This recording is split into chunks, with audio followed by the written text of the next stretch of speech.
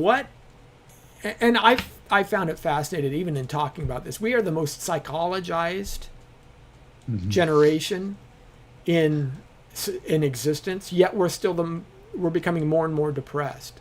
It seems to me, and I'm working on this. I'll have, matter of fact, in an upcoming podcast, I'm going to have a psychologist friend. We're going to talk about the problems with popular psychology today, because it does what you said. It unroots itself from the manufacturer, and the goal of psychology in the modern sense is to make you feel comfortable with who you are, whatever you want that to be. Got it. And so that makes sense, and you see that, and you see why it's falling apart. Yeah, you see part of that. So I'm gonna we'll explore that in an upcoming episode. You can watch that. Well, and what's interesting about that too, and I think that's really smart what you just said, because that is something that we're seeing a rise of. Right, we're seeing a rise of suicidal tendencies and suicidal thoughts. We're seeing a rise of people who are how we deal with trauma. That is one thing that I'm exploring in the next book too, because I'm dealing with now people who come to marriage resiliency, who have suffered a critical incident where they lost a loved one on the job, they lost a partner, they were critically injured on the job, and now they're struggling in their marriage. They're struggling like, who am I? Right. How could this happen to me?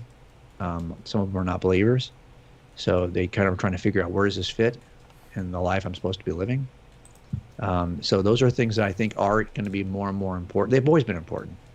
But I think that in a generation that's more self-focused, and I think we only become more and more self-focused with every generation, and I don't think social media helps that. No.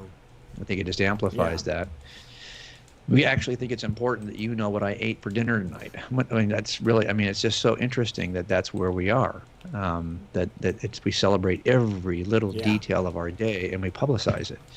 So I got to believe that, and that's causing trauma in kids. I think actually there's good studies that show the relationship between even passive use of social media and the rate of depression. That connection for young people is pretty clear and pretty obvious. And so we have to help provide them with a worldview that actually will address their concerns. Right. That will address their concerns about their own identity. That'll address their concerns about, like, why is the world the way it is? And I'll tell you something, I don't think the churches often do a great job with that. There are many churches where the idea is, hey, if you are an obedient Christian, God's going to bless you. And those God's blessings are available to you. Oh my goodness. Tell that to Job. Yeah. Who had nothing, blameless Job. Tell them, and I think what we have to help young people see is that we're not in the garden and we're not in the restored earth. Right. We are in that timeline between those two points, between the garden and the restoration. And in this period of our history, God will redeem. And he certainly can redeem all stupid things that happen to you. But you're not going to be prevented from experiencing stupid in your life. No. Because we are in a fallen, stupid place. Right. And so we're going to have to kind of work through those things. But of course, God can redeem, like Joseph. Whatever men mean for evil, God can turn toward good. Sure. But we have to be, in the process of not being shook every time something bad happens to us. I think young people who are even in the church right now are often shaken by a sense that, hey, well, I've been an obedient Christian. What have I done wrong to deserve this? Yeah, there's a general assumption, and this is part of what I call the conceit of affluence. When you live in a society where you don't have to worry about where your meals are coming from. I mean, and this is very recent. Through even in 1820. In Progress by Johann Norberg, the author, said his great-grandfather in 1820 Sweden maybe got one meal a day, didn't have enough calories to work his farm for 8 hours. Death was on average 35 to 38 for men. It's 1820 Sweden. We're not talking about so right. We don't understand how most of human history has lived, and we assume that life is primarily nice, good, fun, rewarding work, and every once in a while there's a tragedy that we have to deal with, and that's an inconvenience, and that's really backwards. Most of society has dealt with difficulty with similar little pockets of joy that punctuate through it, and if you don't understand life through the joy and through the broader concept, and you assume that you're just supposed to have a good time, then it weakens both the Christian and the non-Christian. The whole reason of, we talk about the hope of Christ. What was that hope? The hope is that there will be a future date when Jesus comes back, That's that right. all this evil will be vanquished. It's not today. Yeah. In this world you will have persecution, right? They Right. persecuted me. Of course they're going to persecute you. A student's not greater than his teacher. Well, and this is why I hope that books like the ones that we read and books like Cold Case will help people increase Yes. their confidence that this is true, so they can trust it in Yes, difficulty. exactly that. You also don't have to obviously worry too much about when people offer the problem of evil. I mean, as a cold case detective, you understand the evil that human beings Oh yeah. Oh yeah. do.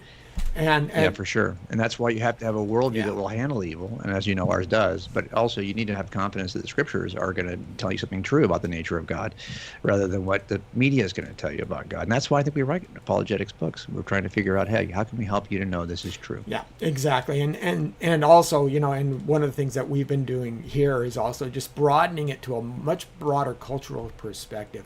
To your point, I think the concept of beauty is something that everybody is desperately seeking. And Yes. you can't find beauty in atheism. It just, you can say you make your own beauty, but that just feels hollow. That feels chill.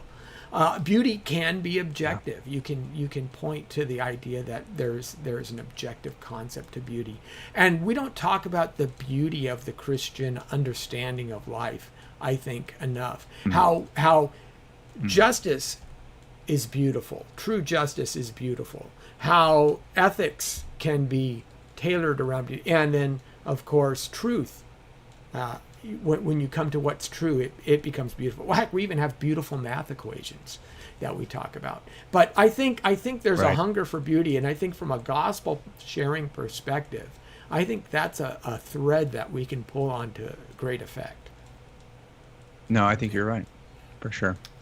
Okay. Well, what else did you want folks to know? Now, one of the things that we had talked about and we're going to do is for those folks who decide to help Come Reason Out, become monthly supporters, and there'll be a link on the screen that you can do.